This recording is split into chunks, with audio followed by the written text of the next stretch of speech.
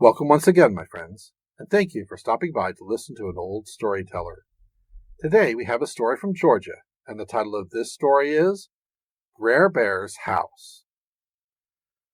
Well now, of all the animals that live out in the woods, Bear had the biggest house.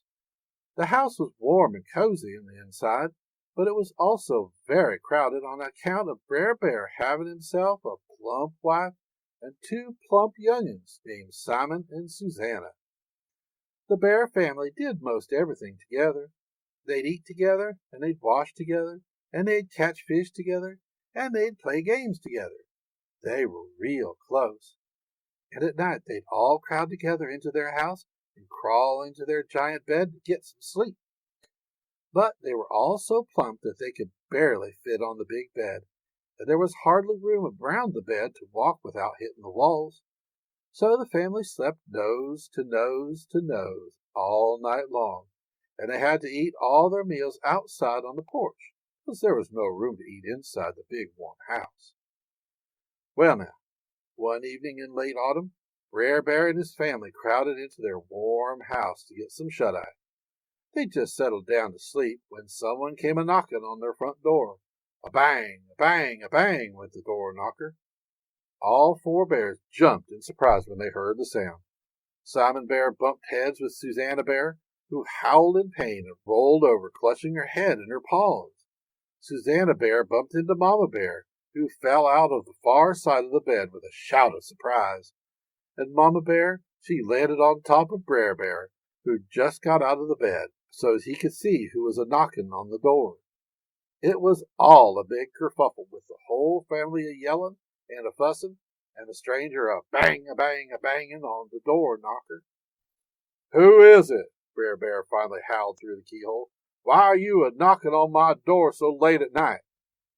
"Brer Skunk," the stranger called through the door. "The nights are getting right cold out here with winter coming, so I'm looking for a job as a housekeeper. I thought you folks might need someone to help do chores around the place in exchange for a warm spot to sleep at night." "A housekeeper?" roared Brer. "We ain't got no room for a housekeeper in this here house. We can barely turn around without bumping into one another as it is." "That's why you need a housekeeper," Brer Skunk cried through the door. "I am very good at clearing out a place. Why, after I get through with your house, there will be so much space I can sleep every night in a cozy bed and eat all my meals inside." Well, this was a tempting proposition. Mama Bear looked at Brer, and Susanna Bear looked at Simon Bear. Imagine living into a house that was so empty they could bring their dinner inside and eat it without poking someone in the eye. "We should hire him, Paul," Simon said. "We could really use some more room in his house," added Susanna wistfully, rubbing her sore head with one paw. So Bear invited Brer Skunk to come into his big warm house to be the new housekeeper for the Bear family.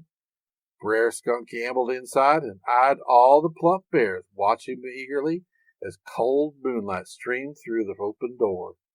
Then he turned around, lifted his black and white tail, and blasted the air of that cozy warm house with his very special scent.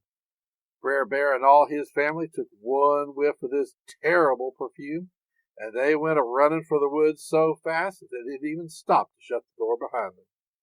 Once the big house was cleared out of all those plump bears, Brer Skunk had plenty of room to sleep each night in a cozy bed and eat all his meals inside, just like he said.